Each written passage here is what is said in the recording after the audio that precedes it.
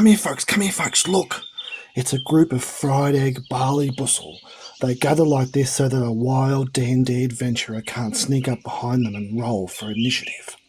Here is the common noodle dangle. We have to be careful here as they have their young with them, which makes them hungry, and are known to eat a whole box of sushi go party, if they find one, so we need to move along. Now come close. Here is a haunt of screaming hairy mugger. Now they do bite, but they don't have any venom or teeth, so you're not in any danger. But if they do manage to collect any of your blood, they will hang on to it, so they can paint their Chaos Space Marines to impress their mates. This is a beaut little colony of the Hellbounder Dash. They are lovely little fellows who love to preen any wild board gamers they come across. Their lovely little bites are all about cleaning away any flash left on us from when we were extruded at production. Oh wow, a rare pairing of the yellow polka-dotted moss. If we're really careful, they'll let us pick them up and pat it. Yes, just like that. Slowly pat it. What are you doing?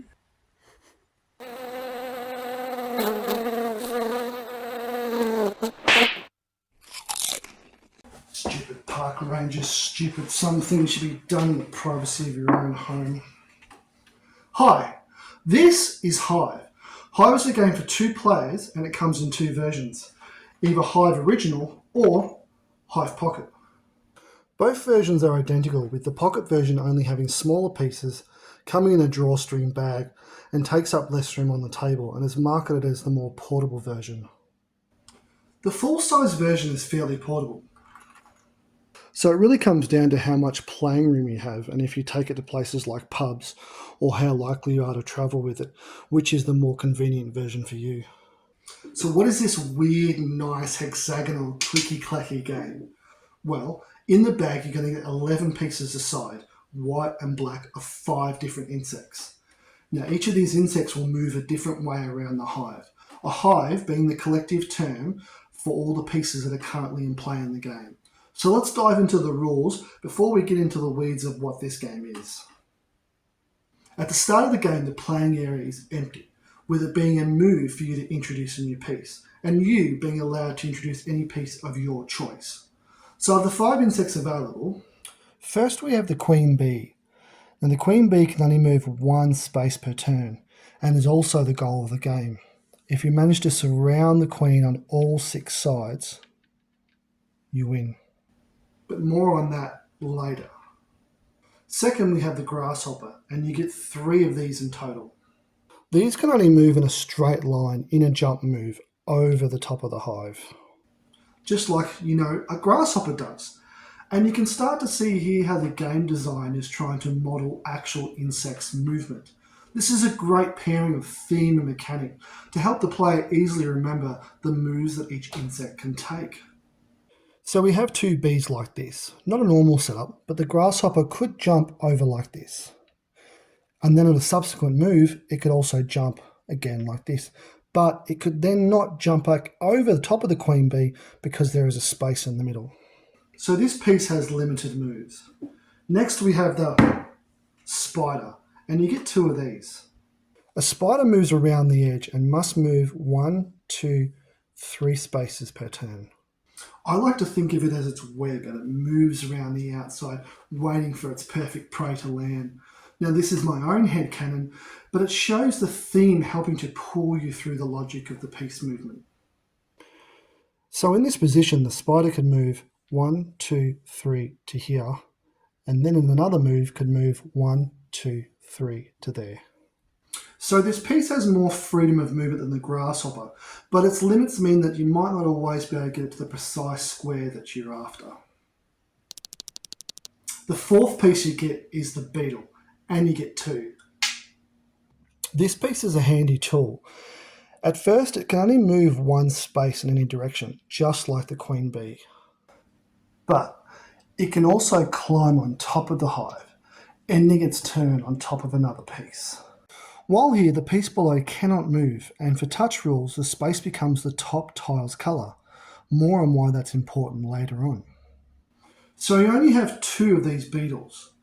but they can be used to trap pieces in place, perhaps on someone's queen, preventing them from fleeing from your ever-growing trap. Lastly, we have the ant, and you get 3 of these, and this is your most powerful piece. Ants can go anywhere that a sliding tile can go, meaning they can quickly get to the other side of the hive, and reflecting that ants are just that creature that can just turn up anywhere in life.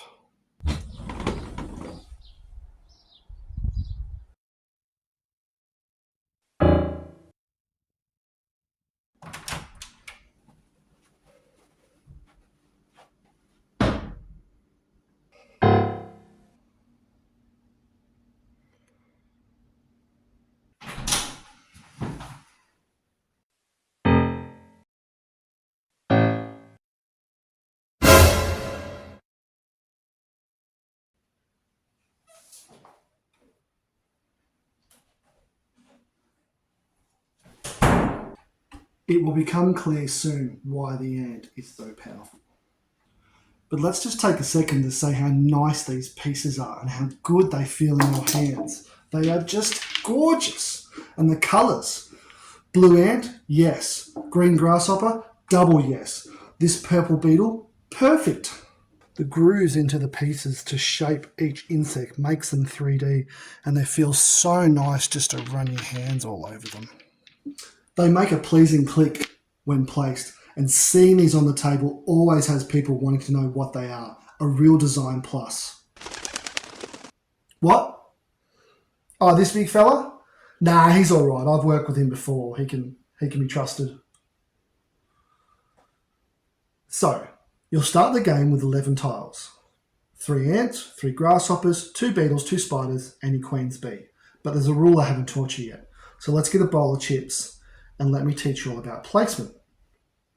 Now, on any given turn, you can add a new tile to the hive, or you can move one that's already in play. Now, obviously, at the start of the game, there's nothing placed, so your first move is always going to be adding a new tile. Now, to observe placement rule, whenever you place a new tile, it cannot touch any of your opponent's pieces, with the exception of the first move. So a game might start with a spider, and then the opponent may reply with a grasshopper. So now we have a hive, so touch rules must be observed. So I'm going to add the beetle, but I can't add it here because it's touching a black piece, and I also can't add it here for the same reason. Or, where a queen bee in play, I can't add it straight away to the queen bee to help me surround it in this example.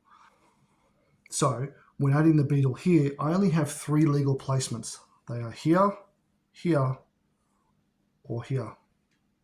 So now we see that surrounding the queen bee is going to be harder than you think. First, you're going to have to add your pieces to the hive, and then you're going to have to move them to surround. The other important placement rule to know is the queen bee must be placed by the 4th move. If you've spent the first 3 moves adding other pieces, the queen bee must be added on your 4th. However, you can do it earlier. You also cannot move pieces until the queen bee has been placed. So before you can start moving pieces over to the opponent's pieces, your queen bee must be in play first. So this encourages you to place your queen bee sooner, but not too soon, because the earlier you place it, the closer it will be to your opponent's pieces. So we have a little trio of rules that climb over the game, making starting game a little tricky. You can't place tiles that are touching your opponent's colours. The queen bee's got to be placed by the 4th turn, and you can't move your other pieces until the queen bee has been placed. Now, this game is for 9+, and in my experience, children on the younger side have trouble remembering these 3 rules. And that's understandable because these rules don't invoke how insects move in real life, and therefore the theme isn't helping us to remember these rules. But once both players have got both their queen bees in play, they can forget about 2 of these rules and just get into the game. So this fiddle doesn't hang around. Okay, you've got a fair dinkum game going now. You passed the 4th move, and this fight of nature is just getting all warmed up. But hold on there, fella. There's a rule I haven't taught you yet. You're not allowed to split the hive. Can you believe it? You can? Oh. So if the hive is like this, moving this grasshopper piece would leave us with 2 groupings of pieces, here and here. This is not allowed. Even if after you've moved you reconnect the hive, it's still not allowed under the 1 hive rule. So this piece is pinned trapped like a fly in a sticky spider web. Now, this hurts their feelings, so don't say it out loud. But for a tile to move, it must be able to slide out of its current position. So here is fine, the spider can slide out. However, if we were to put this ant in the way, the spider is now stuck and can't slide free. Now your grasshopper can jump over and the beetle can climb out, but in all other cases, the pieces must be able to slide freely to move. So that's it. You know all the rules. But we should talk about pinning because it's an important concept because it can be used, or buddy, you better believe it, it can be used. So this game is nicely set up and you've got your ant in play. Now your opponent has just placed a new ant. Now you're fairly sure that on his next turn he's going to move this ant to continue to surround your queen. So what do? You can't block it by putting your own ant in the way because that also counts towards the surround, so you're just helping your opponent out. So what do? Well, you move your ant here to the outside of his ant, pinning it. Now the ant isn't stuck due to freedom of movement, it can slide out, but if it does so, it splits the hive, therefore the ant is stuck. So this is a way to delay your opponent, but you're using up one of your ants that could be used to surround your opponent's queen bee. Essentially, you're causing a draw between these two ants as they're both tied up against each other. As the ant is a powerful piece, what's better is to try and trap their ant with one of your spiders or grasshoppers, but beware because your opponent will be trying to do the same thing. What's better is to try and look for structures where you can use one of your pieces to lock up two of your opponent's tiles, meaning they'll have fewer pieces to work with than you. Such as here, holding both of these tiles from splitting the hive, or here, pinning both of these tiles in under freedom of movement. Now your opponent can move his own pieces and reconnect you to the hive, freeing up a piece that was previously pinned, but this is the game of Hive. Another important pin to remember is the beetle.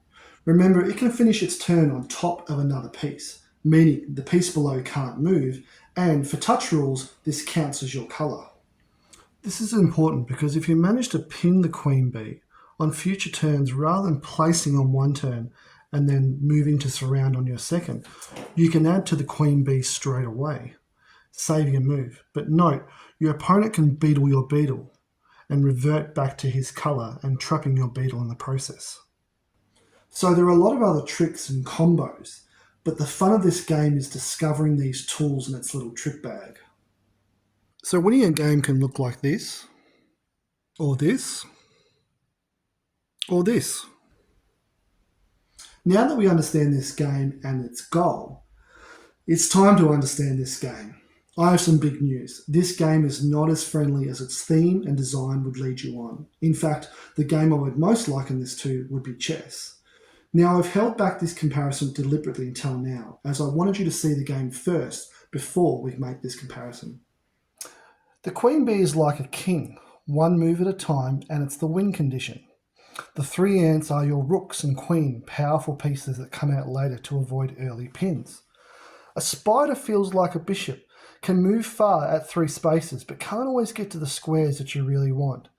And the beetles and grasshoppers are like knights. They can get everywhere, but slow, and sometimes don't take direct routes to where you want, soaking up moves. Now this means that this game has a flaw. Just as in like chess, you can't hide who's losing. And once you're behind, it can be hard to catch up. And just like chess, this leads to games that are not fun to play past a certain point. Now, some modern board games are great at hiding who's in the lead right up until the last moment. Hive is not one of those games. You know you're losing and you're moving your pieces desperately wanting to be put out of your misery. Also, the box says 9+, but like chess, sure, kids can play it, but not all kids will grasp the deeper play, and they'll find themselves frustrated with the lack of options of moves they can do, or just not able to form a strategy to work towards a win. It isn't a great parent versus child game either. If the parent gets it and the child doesn't, you're going to have a mismatch, which means you're either going to be toying with them, letting them win, or handicapping yourself, or using those parenting skills to teach them that they don't always win, Mario Kart style. So unless your kid is a genius who's your match, this game has limited replay value that way. For adults too, if the skill level's far enough apart, at least one of you is not going to be having a good time. When I was learning this game, I played a friend who already knew how to play it, and he easily beat me 3-0. You know who you are. And it was hard for me to see what I was doing wrong early on. I just felt like I was 2 moves behind all the time, and I was sure he was sneaking extra pieces onto the board. What I couldn't see is just the value of certain positions. So introducing this to new friends once you're good at this game is going to be awkward. There are no dice rolls or card draws to even out bad luck, so if you're better at it, it's going to show quickly. Now, just like chess, Hive has opening theory. There are certain orders and combos of insects to play first. However, there's no one set order that will always give you the win. This is far from a solved game.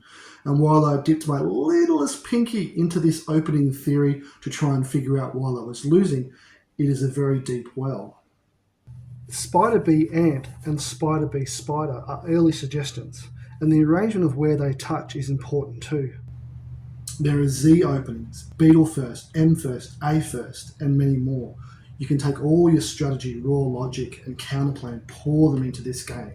This is far from the light, friendly, insect-tile movement game that this presents as.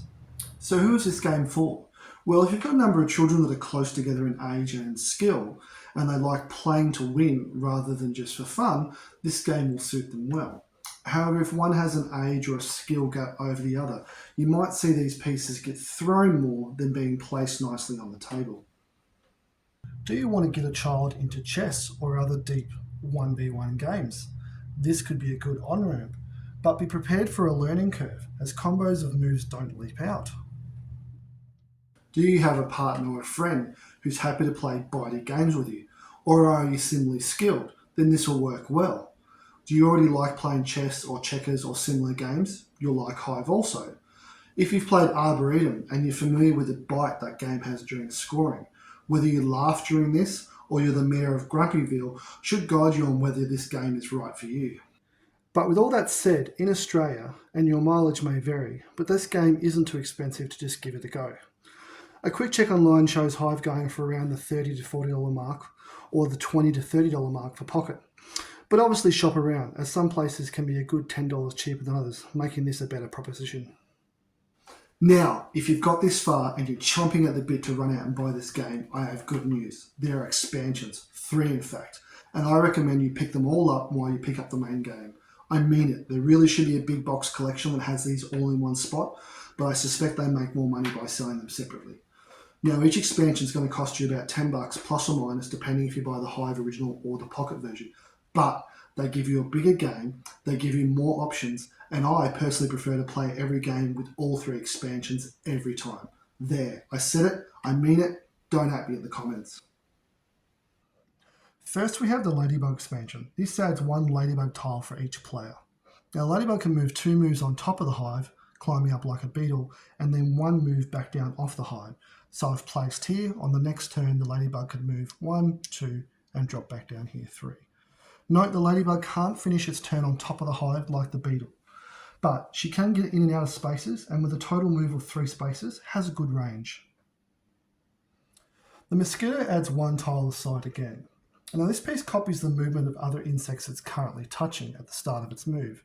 So when placed here, it can copy the ant. And when it moves over here, now it's touching the beetle, it can copy the beetle. This opens up a lot of different plays, acting as an extra piece of any type and able to change as the game goes on. Lastly, and this is my favourite of the expansions, the Pillbug.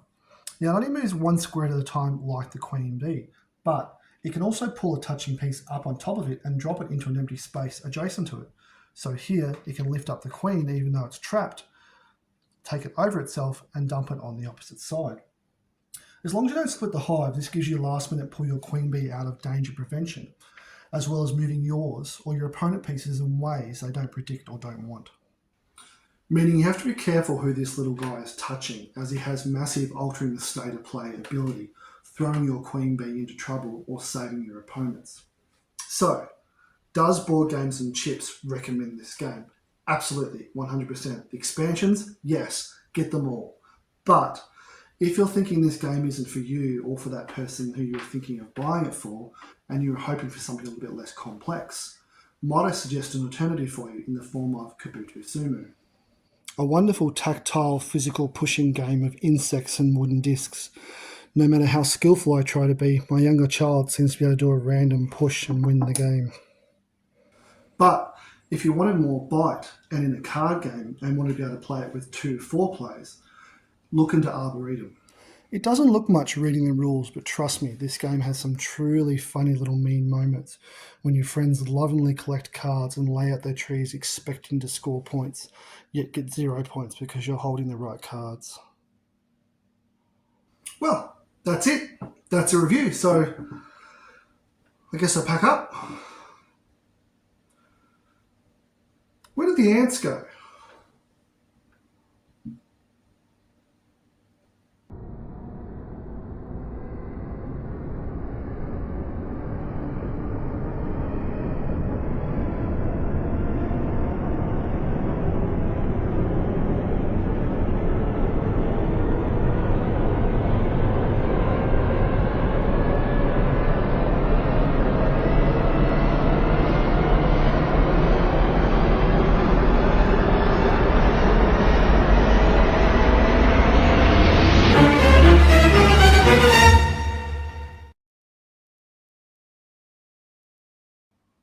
Right. I'm going to need the bug spray again. And remember, chips go with everything.